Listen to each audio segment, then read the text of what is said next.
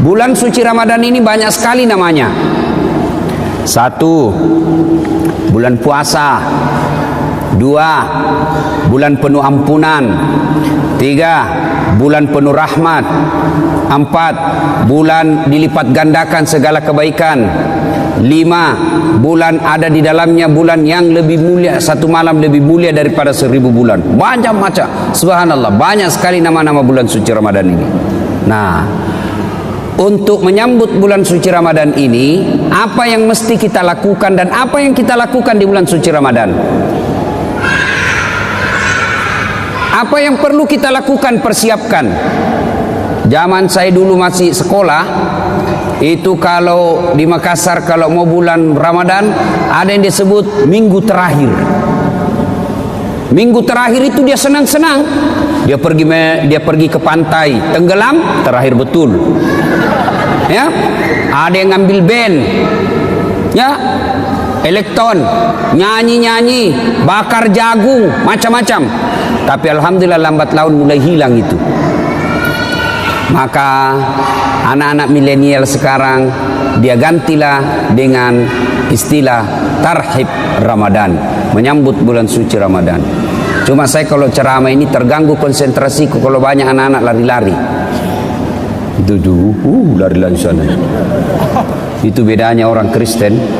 Itu orang Nasrani kalau dibawa anaknya ke gereja, dikasih duduk itu di sampingnya. Duduk kau nak dengar itu pastor pendeta ceramah khotbah.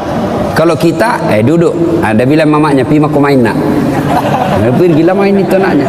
Dan begitu ditanya siapa anak itu, tidak ada yang mau ngakui, malu diakui anaknya. Ya, Bapak, saudara-saudara sekalian, apa yang perlu kita lakukan menyambut bulan suci Ramadan ini? Yang pertama, kita harus mempersiapkan diri secara fisik. Kenapa? Ramadan itu puasa fisik. Puasa itu ibadah fisik. Tidak bisa orang puasa kalau sakit. Iya toh? Maka harus persiapkan fisiknya, latihan dulu. Orang kalau main bola kan latihan dulu, bos. Mau main futsal tidak langsung masuk, main bola langsung tidak. Kenapa? Keram kau punya otot, bisa jadi cedera ototnya. Maka ada pemanasannya dulu. Apa pemanasan sebelum masuk bulan suci Ramadan? Maka dimulai dengan apa? Kita puasa Senin Kamis dulu. Memulai dengan puasa-puasa sunnah, supaya masuk Ramadan tidak kaget perutnya. Kenapa? Dia sudah terbiasa mulai latihan. Maka persiapkan fisik dulu. Yang berikutnya, selain fisik kita persiapkan apa? Ilmunya. Datang di sini, datang pengajian-pengajian begini. Maka adik-adik sekalian, bacalah ilmu, baca kitab. Supaya apa? Masuk Ramadan kita tidak bingung. Adik-adik remaja, belajar fikih, belajar mana yang memakruhkan puasa, mana sunnah-sunnah yang lebih bagus, mana yang mengurangi pahala, puasanya tetap sah tapi kurang pahalanya, bagaimana hukumnya mimpi basah ketika siang hari. Ini banyak-banyak saya lihat anak-anak milenial, anak-anak SMA tuh, Ustaz, bagaimana hukumnya kalau kita lagi puasa siang hari mimpi basah? Ada tuh mimpi basah kalau siang tuh? Iya. Puasanya sah dengan catatan begitu bangun langsung pergi mandi, bangun langsung mandi. Kalau mimpi, kalau kreatif sendiri batal puasamu, bos. Nah, itu harus ditahu semua itu. Termasuk bapak-bapak. Ada yang tanya, Ustaz, ternyata kalau malam boleh berhubungan suami istri? Ya boleh selama itu kau nikah, halal. Yang tidak boleh siang, selesai sholat subuh sampai maghrib jangan kau coba-coba. Kalau kau coba dekat-dekat istri dan kau offside, kartu merah. Apa dendanya? Puasa kau 60 hari berturut-turut. 60 hari berturut-turut. Kalau malam boleh, maghrib sampai subuh boleh. Tiba-tiba ada bapak-bapak bilang, Ustaz, kalau malam betul boleh? Boleh. Masya Allah Ustaz, saya sudah 5 tahun biar malam tidak juga. Kadongok kok. Makanya belajar kok, bos.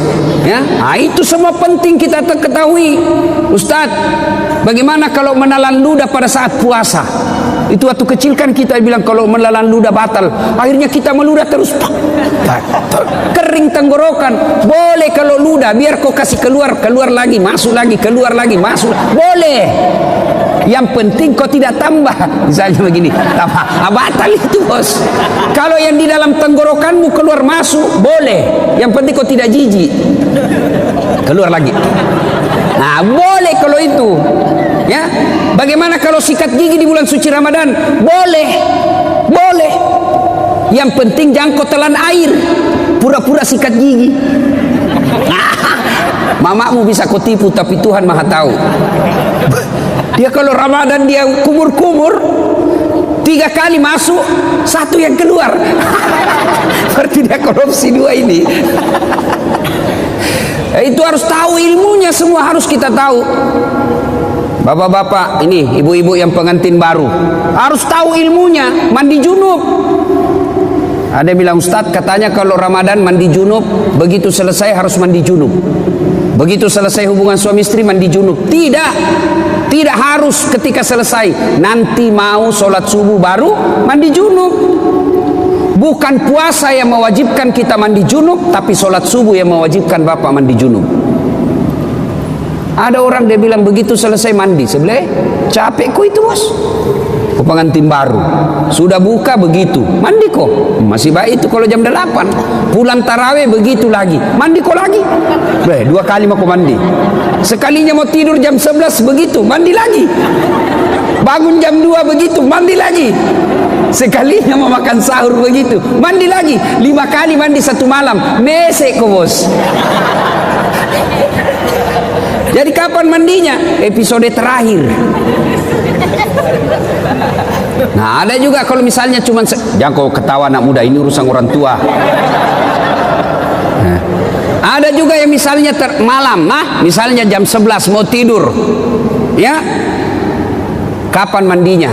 Apakah sebelum makan sahur? Jadi kalau bapak makan sahurnya jam 2, apakah mandinya sebelum jam 2? Tidak. Bukan makan sahur yang mewajibkan bapak mandi junub. Tapi kapan? Sebelum sholat subuh. Jadi saya ulangi, sholat subuh yang mewajibkan ibu bapak wajib mandi junub, bukan karena puasa. Itu harus ditahu semua. Maka sebelum masuk puasa, belajar. Ya. Nah, persiapan secara fisik, kemudian persiapan ilmu, mendatangi majelis-majelis, mendatangi kajian-kajian. Tidak ada kajian, maka silakan googling, cari kok di YouTube, ceramah-ceramah, cari kalau ada perbedaan pendapat, bandingkan lagi. Menurut Ustadz Abdul Somad ini, menurut Adi Hidayat ini, menurut Khalid Basalama begini. Sudah itu, yang penting kau ikhtiar, sudah berusaha mencari ilmu, kau ragu, ikhtiar, salatlah. Minta petunjuk dan hidayah dari Allah. Sudah itu hakul yakin, jangan lagi ragu. Ini sekarang kan sudah banyak ustadz-ustadz kondang kok. Iya toh?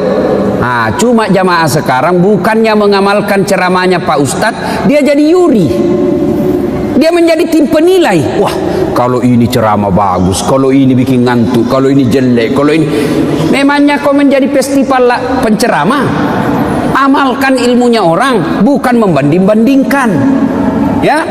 Nah, sebelum masuk Ramadan. Berikutnya lagi, sebelum masuk Ramadan, apa yang perlu kita lakukan? Cari musuhmu.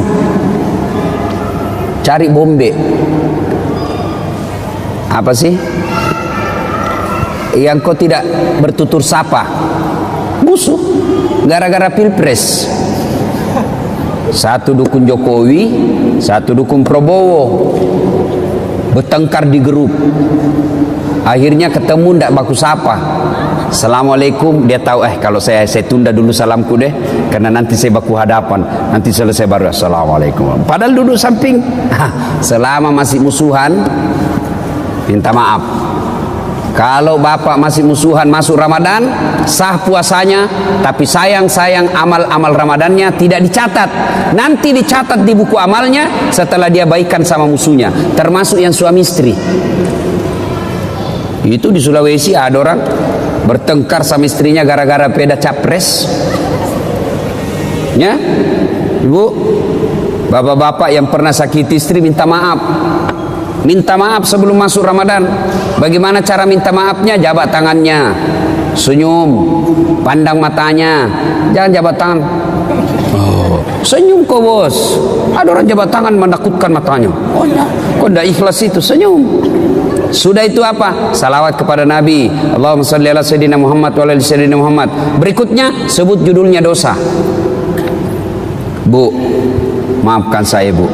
Kata istrinya, kenapa pak? Apa judulnya? Nggak enak saya ngomong sama kau ibu. Ah, sebut, kata Ustaz Dasar harus sebut. Nggak enak. Betul kok nggak apa-apa? Nggak apa-apa pak. Apa? Mohon maaf ibu, saya pernah selingkuh. Dia bilang istrinya, nggak apa-apa bang, saya maafkan. Memang begitulah makhluk biasa, namanya manusia. Kadang-kala kita hilap. Saya maafkan bang, karena 2 bulan yang lalu saya juga selingkuh. Ya, nah selain itu Bapak Ibu sekalian, maka selain ya, pertama persiapkan ilmu, persiapkan fisik, bersilaturahim, itu yang kita lakukan. Nah, masuk Ramadan, maka yang harus banyak kita lakukan, pertama banyak-banyaklah berdoa. Doa kadangkala tidak diijabah gara-gara apa? Kita tidak tahu etika dan tata cara dalam berdoa. Nah, kita harus tahu apa penyebabnya doa cepat diijabah. Saya ingin menceritakan sebuah kisah yang pernah dituturkan oleh Rasulullah Muhammad sallallahu alaihi wasallam. Abdullah bin Umar berkisah.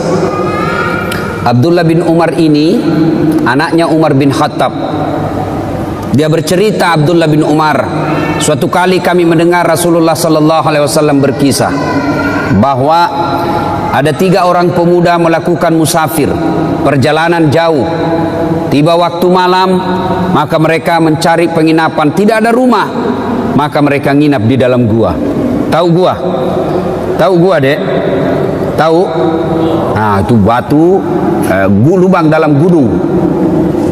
Masuklah mereka bertiga, karena waktu itu tidak ada hotel. Masuk bertiga. Begitu mereka tidur, bangun. Saat bangun, didapatinya pintu gua sudah tertutup oleh batu. Jadi anggaplah ini, ya anggap ini mulut gua tertutup batu. Mereka bangun, masya Allah. Inna lillahi wa inna ilaihi rajiun. Tertutup pintu. Dia dorong, tidak bisa terbuka. Dorong lagi, tidak bisa terbuka. Akhirnya satu di antara mereka berkata, ayo kita minta pertolongan Allah. Bagaimana caranya? Mari kita berdoa. Majulah orang pertama berdoa. Ya Allah, saya pernah mengurusi ibu saya. Saya bekerja di pasar. Setiap hari, jika masuk waktu siang, waktu duhur, saya balik ke rumah saya dari pasar, jalan kaki berkilo-kilometer. Saya suapi ibu saya makan, saya tuntun ibu saya makan. Selesai saya beri makan, saya kasih pakaian yang rapi, lalu saya tuntun sholat duhur. Selesai semuanya, selesai makan, selesai sholat duhur, saya balik lagi ke pasar mengurus dagangan saya. Tiap hari aku lakukan itu, ya Allah. Ya Allah, sambil dia kenang kebaikannya ini, dia berdoa kepada Allah, ya Allah, jika mengurus orang tua, melayani ibu saya adalah kebaikan di sisimu, dan engkau merasa pantas membalasnya, maka saya mohon kepadamu, ya Allah, kabulkan doaku, bukalah pintu gua ini. Tiba-tiba pintu gua bergerak. Terbuka, belum, hanya geser sedikit, tapi belum bisa dilalui manusia. Selesai berdoa, dia tunjuk orang kedua. Mas bro, kau lagi berdoa. Maju orang kedua berdoa. Ya Allah, saya pernah mencintai seorang perempuan yang tak lain adalah sepupuku sendiri. Saya sangat menyayanginya. Aku ingin sekali bersamanya. Dan dua satu ketika datanglah perempuan ini meminta tolong kepadaku. Mas, tolonglah saya, pinjami duitmu, saya butuh sekali duit. Katanya ini anak muda, boleh saya pinjami kamu, tapi dengan catatan temani saya tidur 1 malam. Bagaimana caranya? Nah, kau bukan muhrim. Terserah, mau kau saya bantu. Itu Kalau kau tidak mau, tidak usah, saya tidak pinjami kau. Karena butuh sekali ini perempuan. Akhirnya oke, saya terima persyaratannya. Maka ketemulah mereka di tempat yang mereka telah sepakati, pada jam yang mereka telah sepakati. Datanglah ini perempuan, mulai dengan berpakaian cantik sampai telanjang bulat. Telanjang bulat, bukan telanjang segitiga, telanjang bulat. Saya tidak tahu juga, jangan kau tanya saya kenapa disebut telanjang bulat. Saya juga tidak tahu kenapa, karena memang sudah begitu sejak lahir. Ditanya saya, kenapa orang tidak bilang telanjang segitiga ya, telanjang segi empat, atau telanjang persegi empat, telanjang bulat. Tidak tahu kenapa, jangan kau tanya saya tidak tahu jawabannya. Dia sudah telanjang bulat ini perempuan. Ini laki-laki sudah mau mendatanginya. Tiba-tiba laki-laki ini seolah-olah melihat rambu lalu lintas. Huruf P silang warna merah. Dilarang parkir. Oh, tidak jadi ini laki-laki. Astagfirullah. Dia tinggal, dia palingkan pandangan. Dia bilang, ini duit, ambil ini duit. Bagaimana? Tidak jadi. Terlanjur nih. Tidak jadi. Jadi, kau tidak usah utang, ambil saja ini duit, saya bantu kau lillahi ta'ala. Kira-kira kalau kau bos, tak kalah nih deh. Masya Allah. Dia tinggalkan sambil mengenang kebaikannya itu. Lalu dia berdoa kepada Allah, ya Allah, jika pada saat itu saya mampu mengendalikan diri, saya tidak berzina padahal dia sudah di depan mata saya tidak berzina karena saya takut kepadamu ya Allah. Jika itu adalah kebaikan di sisimu, saya mohon kepadamu ya Allah, kabulkan doaku, bukalah pintu ini. Akhirnya bergetar lagi tuh pintu goa, tapi belum bisa dilewati. Maju orang ketiga. Kau yang terakhir. Majulah orang ketiga. Ya Allah, saya pernah punya pegawai. Sebelum dia gajian dia pergi merantau, maka aku simpanlah dia punya gaji bulanan. Gaji bulanan itu kemudian saya belikan seekor kambing perempuan, kambing betina hamil tidak ada suaminya. Kenapa ketawa? Namanya juga kambing. Wajar, masa ada kambing akad nikah. Tapi sekarang banyak ton cewek saingan sama kambing. Hamil tidak ada suaminya, deh beleng-beleng. Kambing lalu saya pelihara dengan baik, mulai dari 1 ekor beranak pinak menjadi puluhan ekor, kemudian menjadi ratusan ekor. Pada saat jumlahnya sudah ratusan ekor, datanglah pegawai saya ini menagih dan meminta gajinya. Mana gajiku? Lalu dia berkata, tuh gajimu, tuh ada di kambing, ada semua itu kambing di lapangan. Maksudnya apa? Itu gajimu itu hari yang duitmu saya belikan kambing lalu beranak pinak. Itu semua kambingmu itu. Benar, iya itu kambingmu semua ini. Iya, ambil semua. Dia ambil semua itu kambing, tidak tersisa satupun. Ini juga orang tidak tahu berterima kasih. Masa kau tidak simpan 1 ekor? Diambilnya semua. Ya Allah, jika mau melihara amanah, jika memelihara amanah dan tanggung jawab adalah kebaikan di sisimu, dan itu patut mendapat balasan, maka balaslah kebaikanku ini dengan mengabulkan doaku. Ya Allah, bukalah pintu gua ini. Alhamdulillah, pintu gua bergeser. Alhamdulillah lagi, mereka sudah bisa keluar. Nah, ini hadisnya Imam Bukhari pada nomor hadis kalau saya tidak salah 119. Dikisahkan ini. Nah, dari kisah ini apa pelajaran yang bisa kita ambil? Apa pelajaran yang bisa kita petik dari kisah ini? Pertama, ternyata tidak ada manusia yang tidak ada masalahnya. Adik-adik, ada enggak di sini yang tidak ada masalahnya? Ada? Jatuh cinta. Apa masalahmu? Dia suka enggak saya? Sudah disuka, selesai masalahmu? Belum. Lamar, dia terima enggak saya? Sudah dilamar, selesai masalah? Tidak, masalah baru. Apa? Uang panai. Orang Bugis uang panai, cocok enggak? Oke, diterima uang panai, masalah selesai itu, menikah. Sudah menikah, selesai masalah? Tidak. Apalagi mau punya rumah. Sudah punya rumah, selesai masalah? Tidak. Mau punya anak. Sudah punya anak, selesai masalahnya? Tidak. Langsung tua dilihat istrinya, jelek lagi dilihat istrinya, mau lagi kawin lagi. Coba, tidak ada masalah, semua ada masalah. Bahkan ini saya lihat semua ini muka-muka penuh masalah ini semua ini. Yang paling banyak masalahnya sekarang itu caleg yang tidak terpilih dan banyak utang balihonya. Itu paling banyak masalahnya itu. Ayo, tidak ada orang tidak ada masalahnya. Semua punya masalah. Belajar dari kisah tadi, jangankan kita yang tinggal di kota Batam, ini saja manusia dalam gua ada masalahnya, apalagi kita. Jangankan kita yang banyak dosa dan kesalahan, yang hampir tiap hari punya dosa, hampir tiap hari punya maksiat. Nabi dan Rasul tidak ada dosanya itu Nabi Muhammad. Apa tidak punya masalah? Penuh dengan masalah hidup beliau. Rentetan masalah dan masalah. Masih 6 bulan sudah lahir, belum lahir sudah meninggal wafatnya. Wafat bapaknya baru 3 hari diambil ibu susunya Halimatus Sa'diyah. 4 tahun bersama ibu susu kembali ke ibunya. Baru 2 tahun bersama ibunya meninggal pula ibunya ketika usia 6 tahun.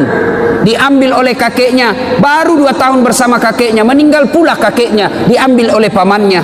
Usia 12 tahun mereka Rasulullah sudah mulai berperang, ikut perang, bukan perang agama tapi perang kelompok. Usia 16 tahun mulai berdagang bersama paman beliau, jalan kaki naik onta ke Syam. Penuh dengan masalah. Di Mekah diusir dari kampungnya. Siapa yang mengusirnya Nabi? Bukan orang lain. Siapa yang mengusirnya? Pamannya sendiri. Nabi saja penuh dengan masalah. Minta pertolongan ke Taif. Apa dibantu di Taif? Tidak, dilempari satu kampung di Taif. Nabi penuh dengan masalah. Apalagi kita. Kalau begitu bukan masalah kita. Masalah kita adalah bagaimana mengatasi masalah. Itu. Kalau Nabi ada masalahnya, beliau ambil wudhu, sholat, hajat, minta pertolongan kepada Allah. Kita ada masalah, ambil HP, update status, berdoa di Twitter, berdoa di Facebook. Sedikit-sedikit, ya Allah lindungilah suamiku, ya Allah murahkan rezekiku.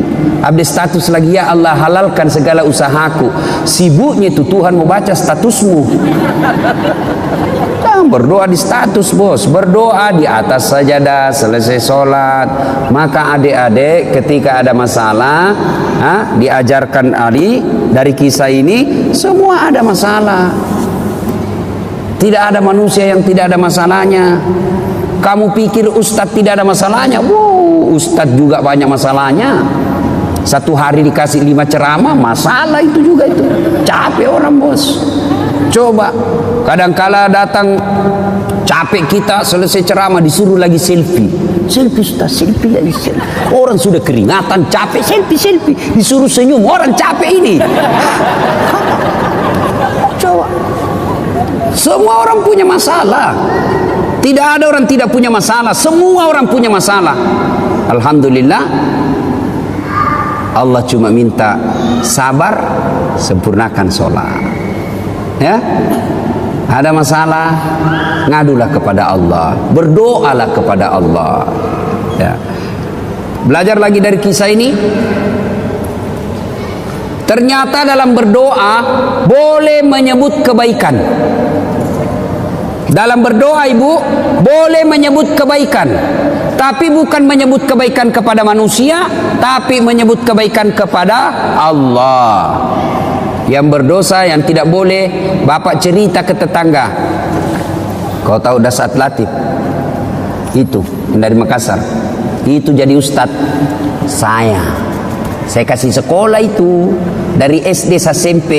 Saya lihat itu dia tidak ada apa-apanya, saya yang kasih sekolah, tidak jadi manusia itu kalau bukan saya. Tidak boleh begitu, tidak boleh. Tapi menyebut kebaikan kepada Allah ketika berdoa boleh. Ya Allah, saya pernah ngurus anak yatim piatu.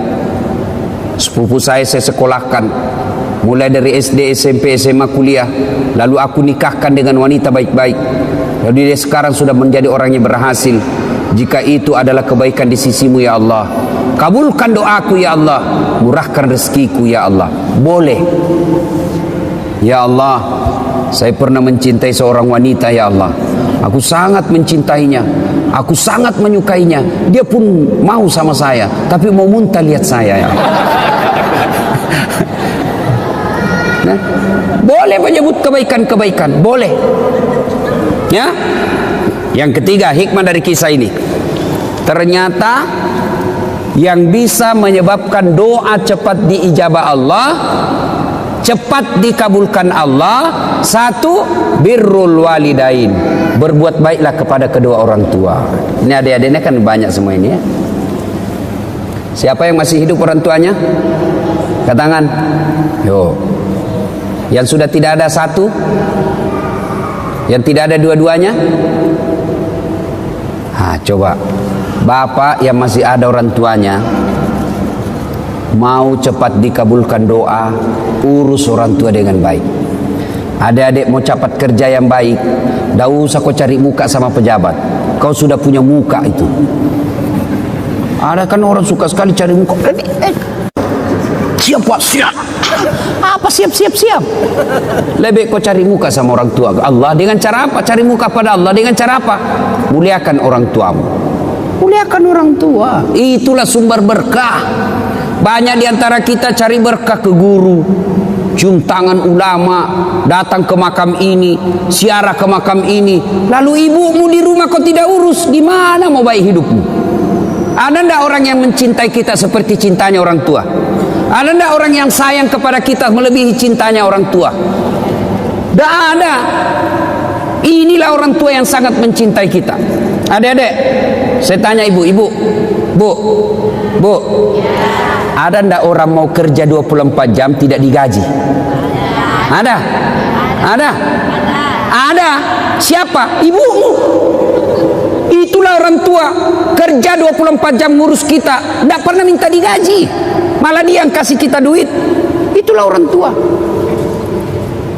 Kalau ada anak-anak kurang ajar, sekali-kali kau lihat itu ibu hamil, lihat itu ibu hamil, menderita itu ibu hamil, kasihan, jalannya aja itu.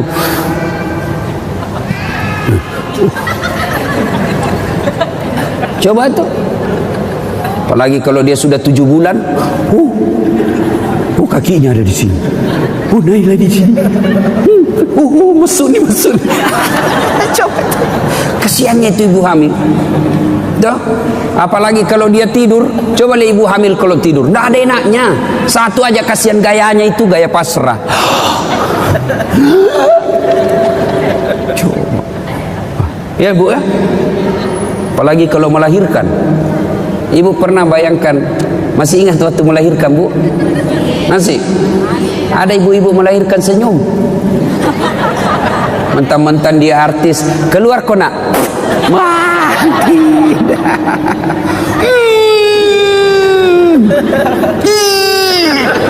Dia bilang ibu binan, ya ulang lagi. Gigi besi. Coba itu.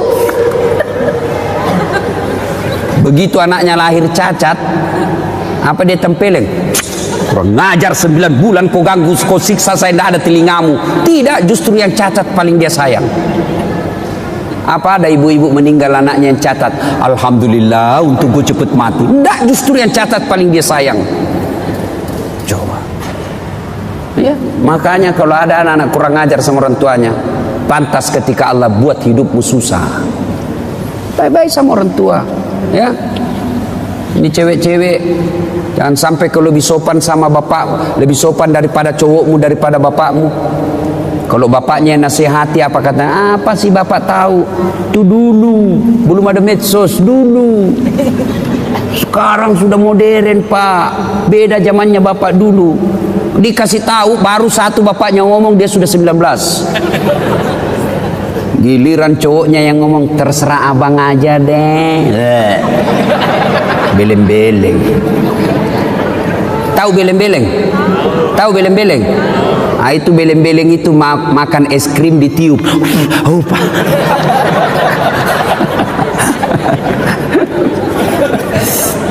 Iya. Berbuat baiklah sama orang tua. Adik-adik, bagaimana cara berbuat baik sama orang tua? Satu, suara tidak boleh lebih keras dari ibu. Itu jelas, itu protapnya. Dalam Quran sudah jelas sekali protapnya.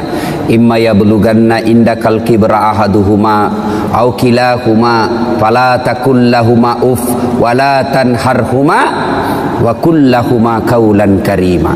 Itu sudah ada dalam Quran itu. Jangan kau berkata, sakit hatiku Ustaz. Berapa sakit hatimu dibanding sakitnya melahirkan? Ada kan anak-anak kasihan itu, siapa yang besarkan? Neneknya.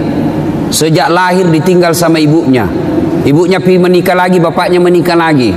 Akhirnya ini anak dibesarkan oleh neneknya, disekolahkan dengan baik, dapat kerja yang baik, ternyata baru pulang ibunya. Ibunya gagal pernikahan keduanya, bapaknya pun demikian. Lalu datanglah ini orang tua ke anaknya yang tidak pernah diurusnya. Ini anaknya marah. Apa bapak saya, dia terima beres, ibu saya tidak pernah diurus. Biar kau kasih haji ibumu 2 kali. Kau belikan ibumu 1 kilo emas. Kau bikinkan istana, belum seimbang dengan darah yang ada menetes dalam dirimu. Itu dari orang tua. Ya, jadi tidak ada jalan itu mau melawan orang tua. Belajar dari kisahnya Ibrahim alaihissalam. Ibrahim alaihissalam dapat, siapa namanya bapaknya Ibrahim? Siapa? Azor. Dia nyembah berhala. Ibrahim mau ribut sama bapaknya, mau lawan bapaknya. Apa kata Ibrahim? Kata Allah, sadar kau Ibrahim, bapakmu itu, tapi dia nyembah berhala ya Allah. Allah berfirman, bagaimanapun dia bapakmu, jangan kau lawan bapakmu. Ya?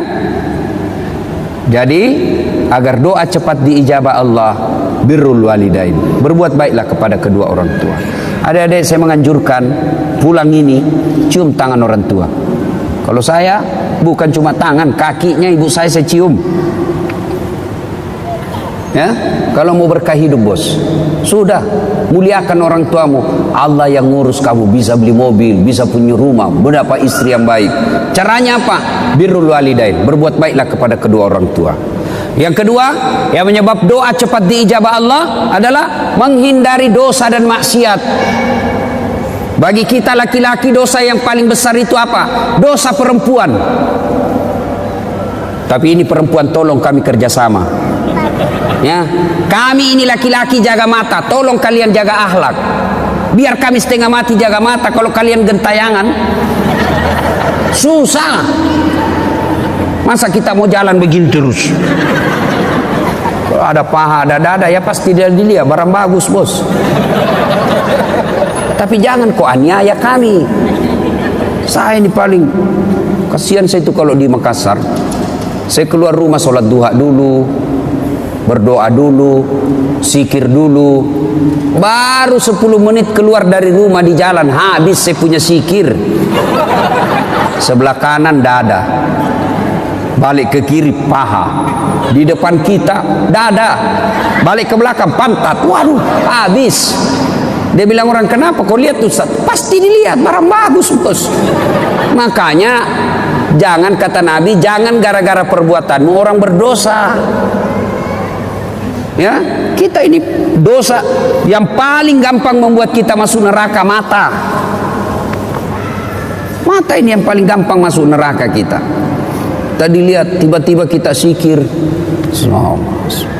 tiba-tiba lihat cewek, ada cewek cantik, kelihatan pahanya. Kira-kira kalau lagi duduk depan rumah lihat cewek kelihatan pahanya, apa kau baca cowok? Apa? Bukan alhamdulillah bos. Bukan. Apa diucapkan? Subhanallah, maha suci Allah yang telah menciptakan keindahan itu.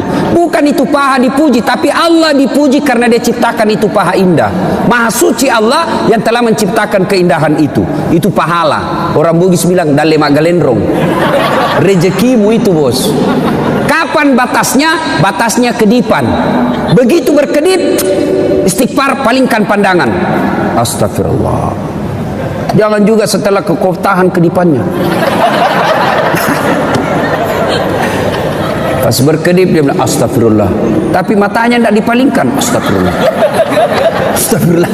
Bukan begitu. Ya, jelas ya. Menghindari maksiat, menghindari dosa. Dan dosa buat kita ini anak muda, yang paling besar peluang kita berdosa adalah zina, perempuan. Makanya adik-adik sekalian, yang sudah sarjana atau sudah tidak punya cita-cita untuk kuliah, tamat SMA, dan kau sudah mulai pintar berdewasa mencari-cari nafkah, segeralah menikah. Tidak usah khawatir, rezeki Allah yang ngatur. Nah, menghindari maksiat, menghindari dosa. Dan yang ketiga yang membuat doa kita cepat diijabah Allah adalah memelihara amanah. Amanah tidak mesti jabatan. Ini kita semua ada amanah kita. Tanggung jawab kita ada. Ibu bapak orang tua tanggung jawabnya apa? Ngurus anak. Ketua RT amanahnya apa? Ngurus rukun tetangga. Caleg amanahnya apa? Suara rakyat. Itu semua amanah. Orang yang memelihara amanah maka akan mengabulkan, akan menyebabkan cepat doanya dikabulkan Allah. Saya bukan caleg Ustadz, anggota DPR bukan, ketua RT bukan, ketua organisasi bukan. Apa amanah yang Allah berikan kepada kita? Amanah yang Allah berikan kepada kita adalah anggota tubuh. Ini semua nanti akan ditanya. Mata kita akan ditanya, tangan kita akan ditanya, kaki kita akan ditanya. Dalam Al-Quran kan Allah jelaskan, Bismillahirrahmanirrahim, Al-yawma nahtimu ala afwahihim wa tukallimuna aydihim wa tashhadu arjuluhum bima kanu yaksibun. Tangan kita akan bicara, mulut kita akan bicara, kulit kita akan bicara atas segala nikmat. Nikmat itu amanah yang Allah berikan kepada kita. Mata ini amanah yang Allah berikan, maka jangan dipergunakan kecuali yang bermanfaat. Cara membersihkan anggota tubuh dari dosa. Anggota tubuh ini dibersihkan dari dosa dan kesalahan. Bagaimana caranya? Salah satu caranya ketika wudhu. Berapa kali minimal kita wudhu? Berapa kali minimal wudhu, Ibu? Berapa? Minimal 5 kali. Sholat 5 waktu. Maka Nabi mengajarkan setiap wudhu kau doa. Mulai dibasuh tangan, jari-jari mulai. Itu sudah diajarkan doa. Ya Allah, ampuni dosa yang telah dilakukan tangan saya. Tangan kanan jari-jarinya masuk, jari-jari kiri masuk. Yang panjang kukunya hati-hati, bisa masuk setan di situ. Sambil berdoa, ya Allah, ampuni dosa yang telah dilakukan tangan saya. Apa dosa tangan? Orang Makassar bilang kopi. Apa kopi? Colek. Teman SMA dicolek. Coleknya dengan nafsu. Bisa itu dibedakan bos, colek teman dengan colek syahwat. Kalau colek teman sedikit saja dia. Kalau colek nafsu Pak 5 jari. Nah itu colek nafsu itu. Itu ada yang berdosa begitu, maka kita minta, ya Allah ampuni dosa yang telah dilakukan oleh tangan saya. Lalu dibasuh lagi mulut, kita berdoa lagi, ya Allah ampuni dosa yang telah dilakukan mulut saya. Disunnahkan masukkan jari-jari, syukur-syukur kalau bisa sikat gigi. Ya Allah ampuni dosa yang telah dilakukan mulut saya. Apa dosanya mulut? Gosip. Nah ini aslinya ini perempuan. Atau ada laki-laki tukang gosip? Kelainan jenis kelamin kok itu. Kalau perempuan memang fitrahnya itu tukang gosip. Gini duduk-duduk begini damai tapi gersang. Dia ada tapi matanya itu sinis. Nah itu. Ya. Nah, dibasuh lagi hidung. Basuh hidung dimasukin, sunnah itu. Masukin air sedikit. Baru keluarin. Nah. Baca ya Allah, ampuni dosa yang telah dilakukan hidung saya. Apa dosanya hidung? Kau lebih tahu lah. Mencium yang bukan landasannya. Sudah itu membasuh wajah. Ini yang paling banyak. Ya Allah, ampuni dosa yang telah dilakukan oleh mata saya dan putihkanlah wajah saya di padang mahsyar kelak. Nah, apa dosa mata? Ngintip. Nah, itu dosa.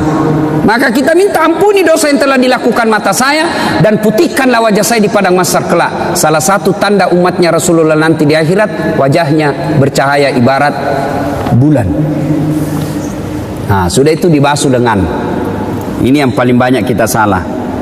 Basuh lengan sunnahnya dari jari ke siku. Ya toh berarti prakteknya begini kan? Tapi yang kita praktek apa? Siku ke jari. Buka keran.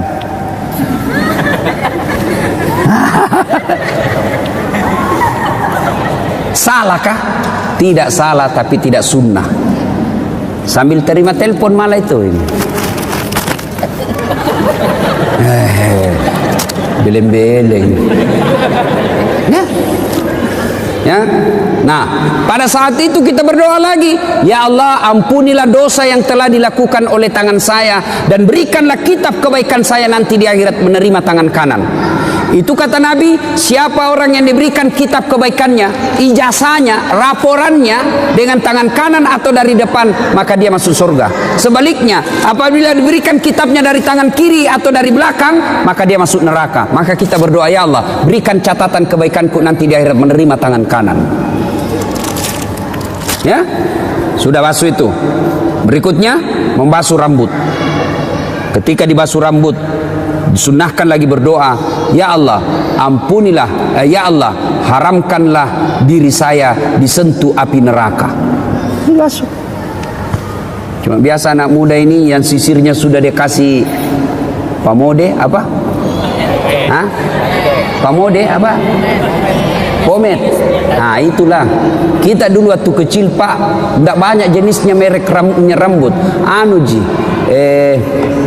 Tanco. Kalau ngambilnya tidak cukup 1 jari, 2 jari ngambilnya. Baru kusuk. Pas kena matahari keluar semua keringat di sini. Tanco. Sudah tanco modern sedikit apa? Minyak kemiri. Sekarang sudah baca cukurnya saja anak-anak sekarang model macam-macam. Ada sungainya. Ada kayak got di sini. Diganti gotnya di sini, ada juga di sini. Masya Allah. Sudah dikasih lah itu pamod. Oh, rambutnya tidak mau goyang. Akhirnya wuduknya dia begini saja. Beleng-beleng. Ya, tidak sah itu wudukmu, pasti. Karena dalam Quran membasuh sebagian rambut. Jadi kalau kau tidak basuh rambutmu tidak sah. Nah, ya Allah, haramkanlah diri saya disentuh api neraka. Sudah itu, basuh telinga, ampunilah dosa yang telah dilakukan telinga saya. Dan basuh kaki, ya Allah, ampuni dosa yang telah dilakukan kaki saya dan lekatkanlah kaki saya di jembatan Siratal Mustaqim nanti. 5 kali bos kita berdoa sehari semalam. 5 kali. Masa Allah tidak ampuni dosa? Cuma yang jadi masalah, kadangkala kita wudhu buru-buru, selesai, bahkan sambil menyanyi, yo ayo, ay. Nah, saudara-saudara sekalian, inilah 3 yang membuat doa kita cepat diijabah Allah. 1, birrul walidain. 2, hindari maksiat. 3, memelihara amanah. Kalau 3 hal ini dilakukan pada saat bulan suci Ramadan, maka banyak-banyaklah meminta kepada Allah. Dalam bulan suci Ramadan, Allah malu tidak mengabulkan doanya orang-orang yang berdoa. Maka manfaatkanlah bulan suci Ramadan, banyak-banyak berdoa. Saya sudah berdoa Ustadz, sudah saya lakukan itu yang 3 sunnah tadi ini. Kenapa doaku tidak dikabulkan Allah? Berarti apa yang kalian minta tidak baik buat kalian. Ya Allah, mudah-mudahan suamiku bisa beli mobil. Malah mobil terjual. Allah tahu ibu, kalau ada mobilnya suami dipakai selingkuh. Allah tahu. Ya Allah, mudah-mudahan saya bisa lulus universitas terkemuka sesuai cita-cita dan impianku. Tidak lulus, jangan sangka buruk, sangka baiklah. Berarti apa yang kalian itu minta tidak baik buat. Ya Allah, mudah-mudahan bapakku tulus nyalek, kok tidak lulus, tidak lolos, berarti bukan itu yang terbaik. Dan Rasulullah SAW pernah mengisahkan, di surga kelak ada orang masuk surga lalu diberi hadiah oleh Allah. Nih hadiahmu, ini banyak sekali hadiah. Lalu orang ini berkata, ya Allah, banyak begitu kau kasih saya, rasanya amal yang saya lakukan di dunia tidak sebanyak ini. Kenapa banyak begini? Ibaratnya amalnya cuma 5, Allah kasih 5.000. Lalu Allah menjawab, ketahuilah itulah doa-doamu yang tidak aku kabulkan ketika kau hidup di dunia, karena saya tahu kau tidak mampu memikul apa yang kau minta itu. Berarti tidak ada doa yang tidak diijabah. Yang ada adalah Allah menunda doanya selama doa itu kita lakukan dengan sebaik-baik. Ibu bapak saudara-saudara sekalian, inilah tausiah kita pada hari ini. Mudah-mudahan ada manfaat dan kebaikan di dalamnya.